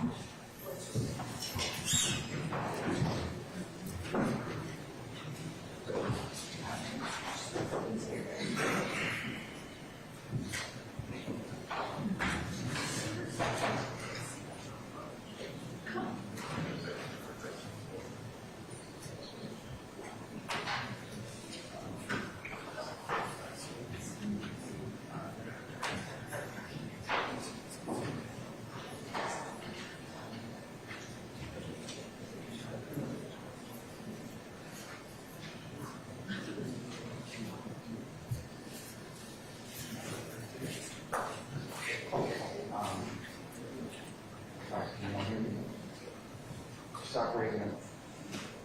Yes, okay.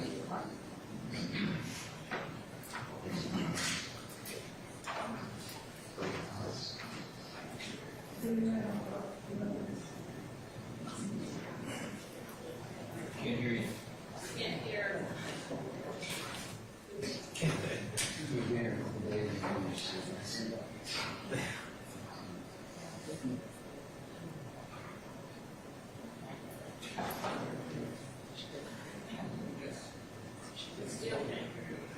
Can't hear you. You might be breathing hard.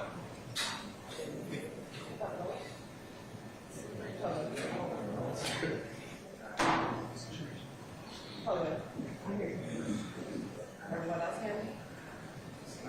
Yes. Okay.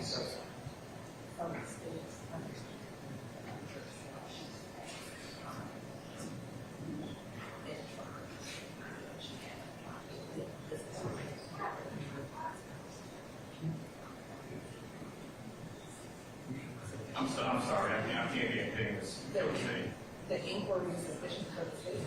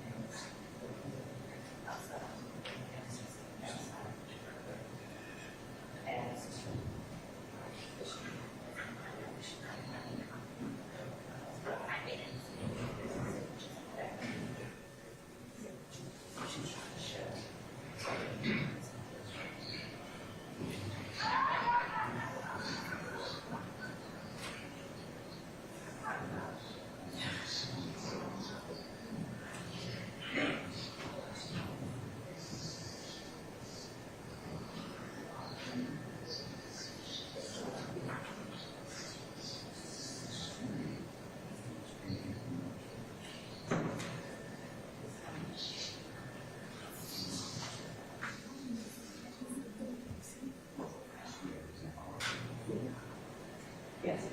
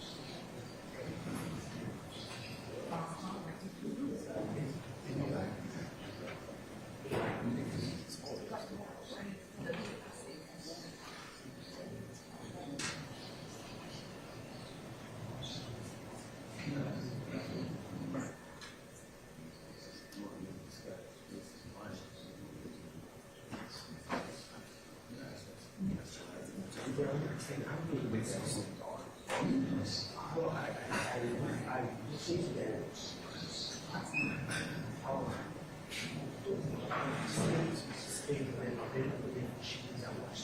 She said that. Did she ever say that in court?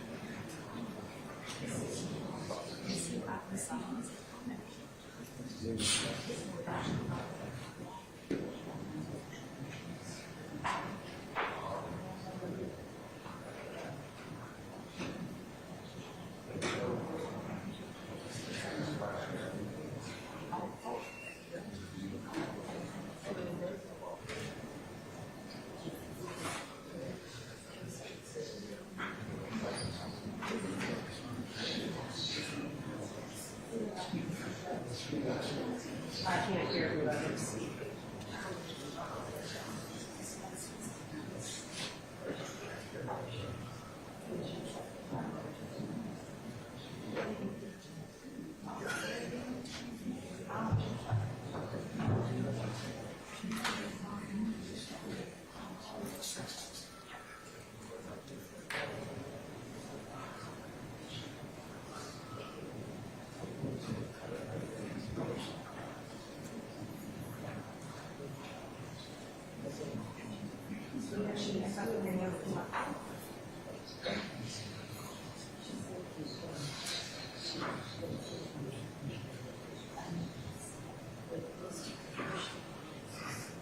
I don't know who is speaking right now.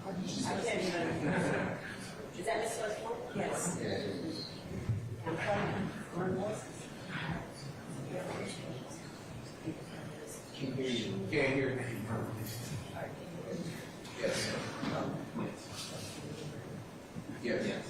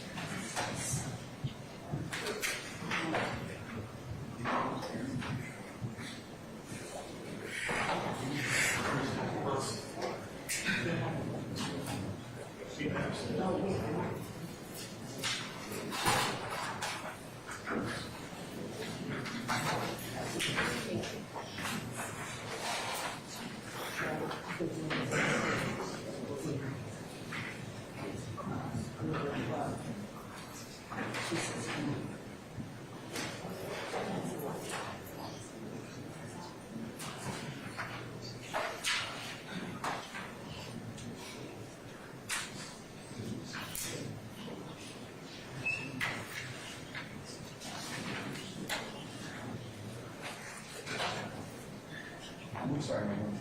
He's outside talking to the lieutenant. All right, Sergeant Brown, let me go ahead and ask you to bring out, ask juror number 39. 39, please, to come out and visit with us. 39.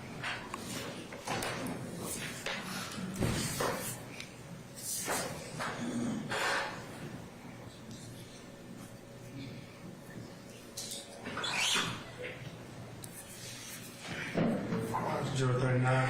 Hey, juror 39, can you come on up here and have a seat at the witness chair for me, please? The first chair? Yeah. Oh, you all can be seated. Please be seated, everybody. All right. No, come over here. Right here. Oh, right here? Cameras are off. Yeah, cameras off, and we just need to ask you a question, okay? Sure. All right. Madam, did you overhear juror 409, it's one of the, I think the ladies that sits in the front row, talk about the media in any way? No. Okay. Thank you much. That's all I need to ask you, okay? Okay. All right. You seem disappointed. All right, but okay. All right. Just, madam, don't tell anybody else what I asked you, okay? But just go back in there and I'll call for you in just a little bit, okay? All right. Thank you so much. Number 56, please, sir.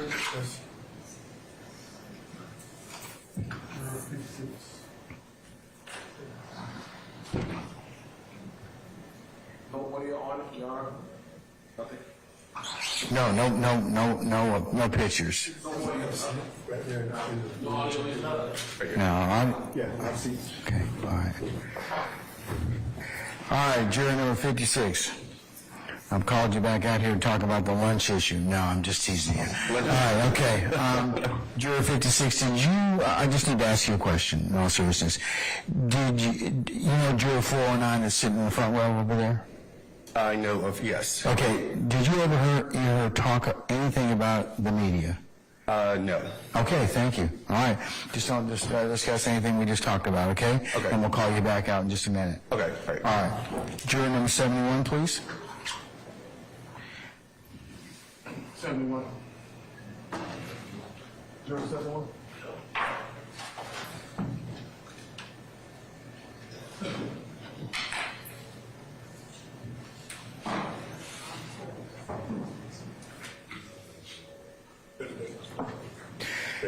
Yeah, juror 71, can you sit up here, please, sir? Up here, the witness stand? Witness stand, yeah. here. Okay, thank you. All right. All right, juror 71, just need to ask you a couple of questions. Do you know who juror 409 is that sits in the front row over here? Yes, sir. Okay, did you overhear her talked about, and I'll call you back out in just a minute, okay? All right, juror 98, please. Juror, what number? 98, sir. 98. Thank you, sir.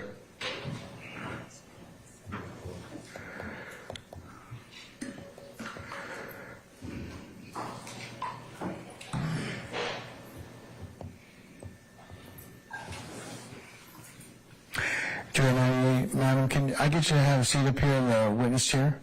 Up here? All right. Thank you so much. Juror 98, do you know who juror 409 is that sits in the front row over here? 409. I don't know by name, but no. Female juror? You know her? Yes? Yes. Okay, got to answer for the record. Okay, all right. Madam, did you overhear her talk anything about the media? The media, no. Okay, that's all I need to ask you, okay? Okay. All right, if you'll just step back in there, don't discuss anything we've talked about, and I'll call you back out in just a little bit, okay? Oh, okay. All right, thank you so much. 179, please, Sergeant Ingram. 179.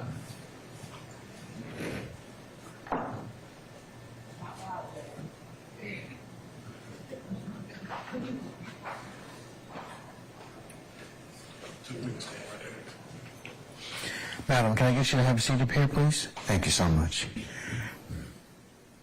All right, Juror 179. Madam, do you know who Juror 409 is, the lady that sits in the front row? Do you know her?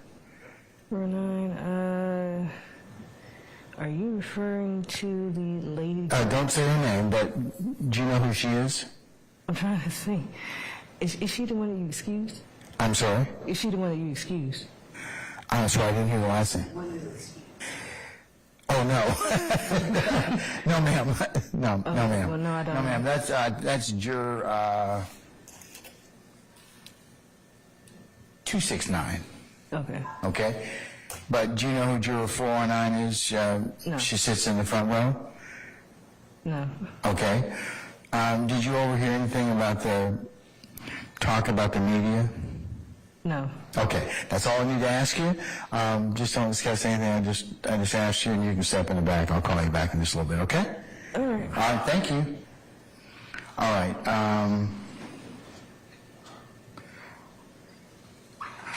187, please, Sergeant Ingram. 187? Yes, sir. 187.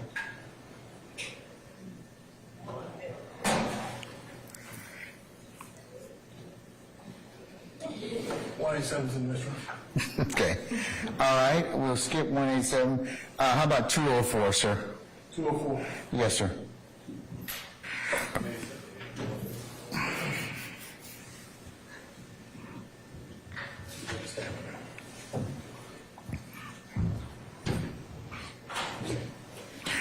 All right, Juror 204. Madam, do you know who Juror 409 is that sits in the front row? Yeah. Okay, all right. Did you overhear any conversation about the media? No. Okay, that's all I need to ask you. So don't discuss anything we talked about. We'll call you in just a little bit, okay? Say again? 187 is ready. It's 187, yes, sir. Okay, great, thank you. That's what you want? Yes, that's fine, yes. 187.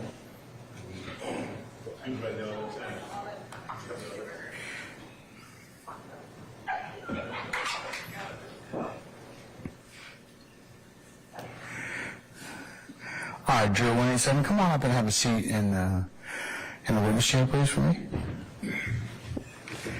All right. Juror 187, madam, do you know who Juror 409 is that sits in the front row? No, I don't. Okay, the lady that sits right in that last chair over here. Hmm? Do you know her? No, like when we're coming in, jurors sit usually in their say seats they've claimed. No. Okay. Did you overhear any discussion about the media at all? Okay. That's all I need to ask you. Okay. Step back in your headquarters. Don't discuss anything we talked about. I'll call you back out in just a minute. Okay. All right. All right. Thank you so much. 204, Sergeant Ingram. I should say 213, please. 213. Thank you. 213? Yes.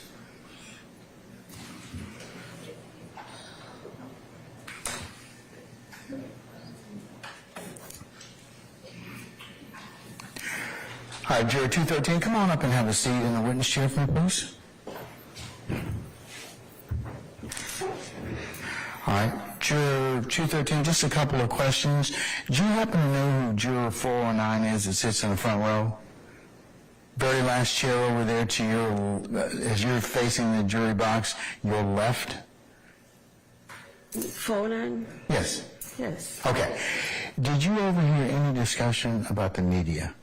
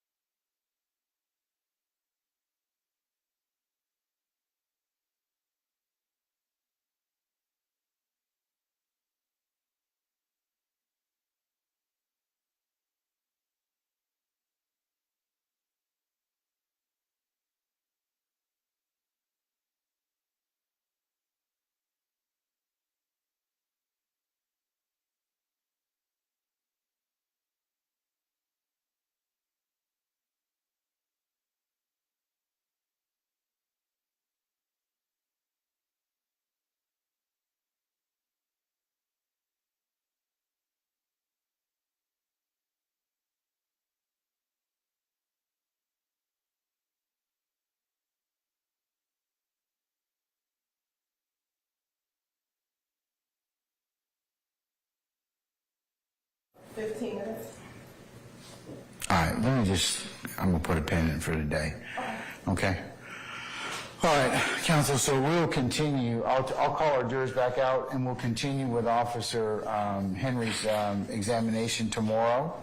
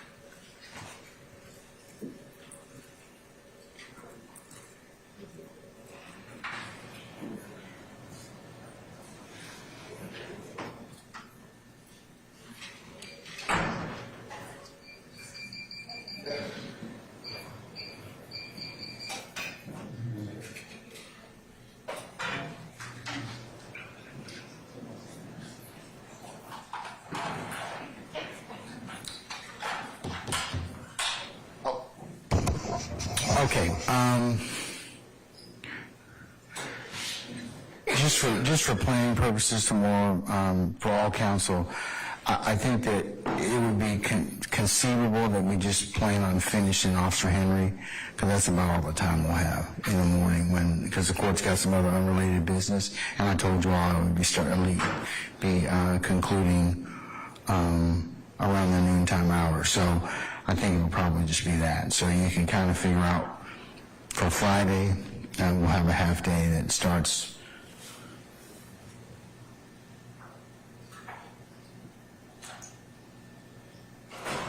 at 1 o'clock, and we'll go to about 4 or 5 o'clock. All right? Okay.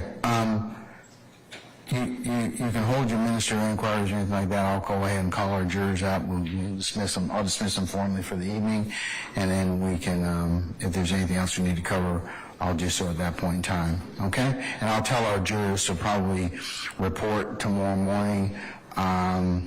I'm going to tell them to report at about 1000 hours, and we'll get started somewhere between 10 and 10:30, and then we'll finish with Officer Henry, and I think that'll be our day tomorrow, okay? Thank you. All right.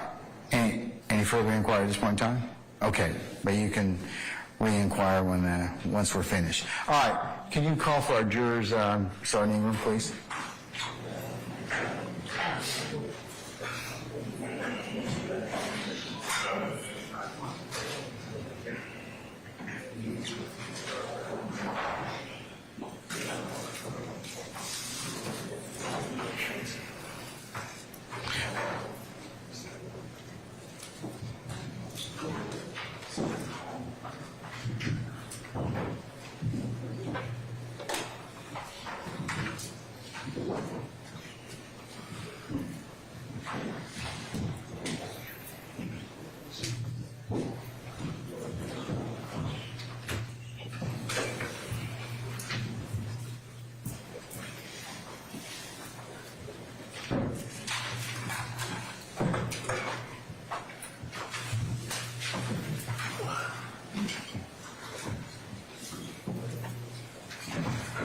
All right, ladies and gentlemen, please be seated.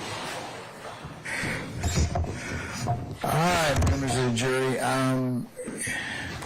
Since it is almost the witching hour, time for you to leave for the day, I think it might be in a good stopping point at this point in time. So we'll resume with the examination of our current witness tomorrow. I'm going to ask you to report for 1,000 hours, and then we'll get started sometime between 10 and 10:30. It's going to be a very short work day. Once we complete the examination of that particular witness, we will conclude for the day. You'll get the afternoon to, as I promised earlier, to take care of any other appointments or any things you need to do. And then Friday, it is the court's intention for you to have the morning off and for you to report for 12:30 so we can start at 1 o'clock. So that's our next couple of days worth of work and instructions, okay?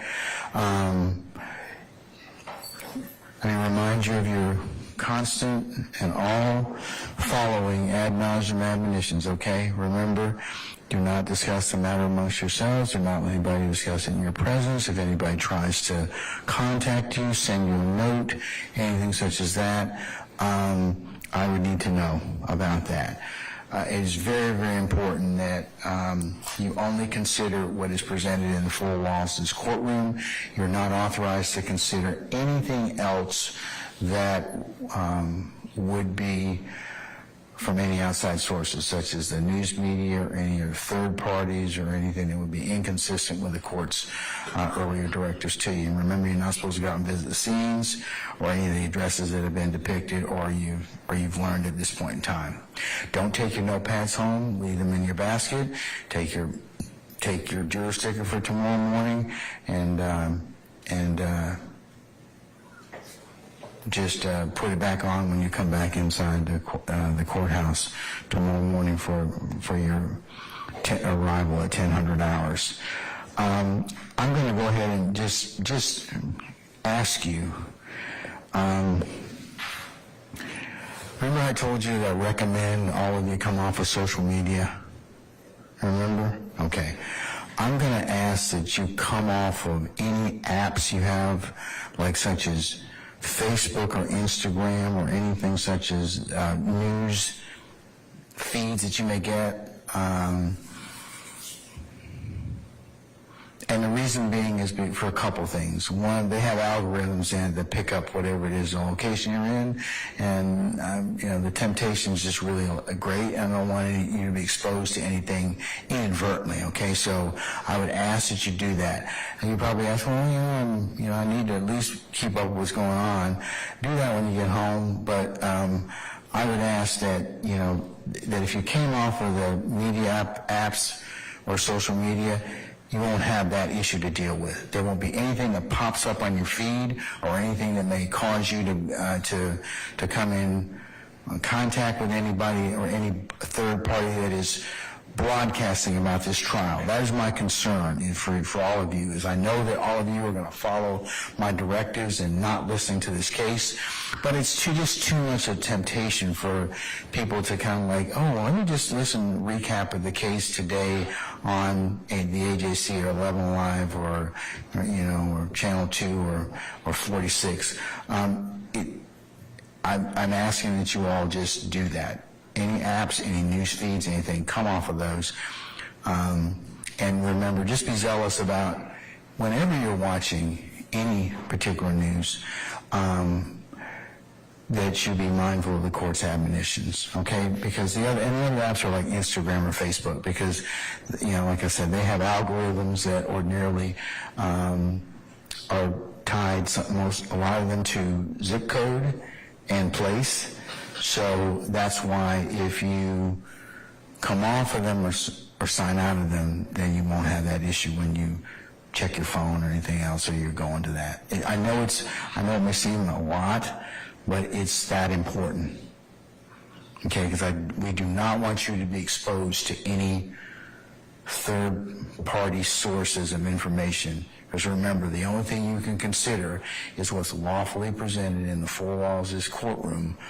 You can't consider any outside sources. And remember, it would be a violation for you to talk amongst yourselves about anything else that you might have been heard or exposed to. And remember, I told you, that's how most people tell on themselves in terms of, well, hey, this is what I heard on such and such and such and such. So it's just, don't give yourself a temptation So I'm going to ask that you do that, okay? So I know it seems like a lot, but please go ahead and do that. It'll a further measure to make sure that we are having a fair trial, lawful trial, just trial as to all sides, okay? All right. What ministerial inquiry do you have of me, any members of our jury, other than whether I'm going to feed you? I'm working on it, okay? All right. Okay, anything else? Anybody have any questions of me? Say again? Not today. Not today, okay, all right. Are you running? There's always tomorrow, right? Okay. Are all of you okay with notepads? Anybody need some new notepad or anything like that? You about to run out? Okay, let me know. I know a lady. We got plenty of them, okay? So just remember that, or any writing utensils or anything such as that, please let us know. Are your headquarters sufficient? Yes. You're still good with that? Yes. Okay, all right. Anything else that you want to complain about? Okay, I don't know if I can do anything about it anyways, but I'll give you that form. Okay, ladies and gentlemen, thank you again for your patience, and thank you for the patience that you've given us, and you're going to continue to give us. I can't underscore that enough to you. So unless you have any other questions of me, ladies and gentlemen, I'm going to excuse you for the evening, and I'll see you tomorrow at 1000 hours for anticipated 10 to 10:30 start time, okay? All right, all rise.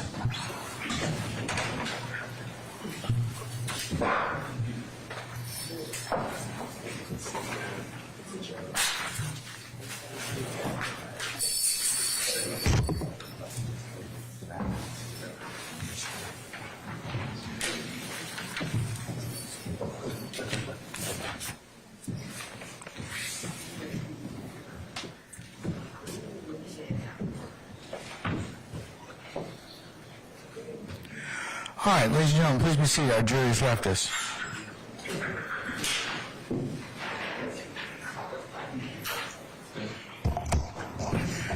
Okay, counsels, before you leave for the day, can I get somebody from your table to bring up these particular devices, the listening devices, as they have to be charged every night? So if you can come up and give them to Mr. Kearns as you police up your items for the end of the day, that would be most appreciated by the court. Okay, any questions of me?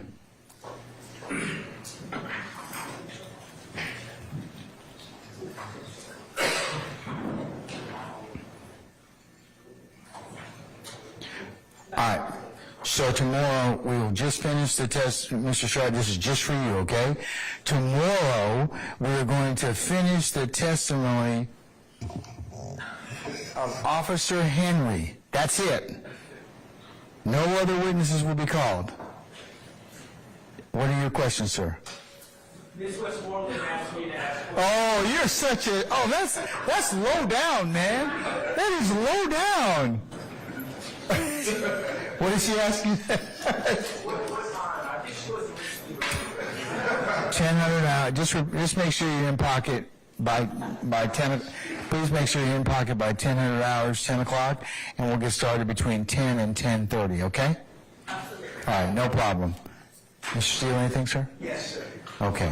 Your Honor, and I'll have a question. Your Honor, the court granted certificate of review. I believe that the denial that you entered on the 27th day of November, 2023, to the plea and bar, general and your motion to dismiss, failure to assert essential elements is directly appealable, but just in an abundance of caution, Your Honor, the court also grant a certificate of review. No.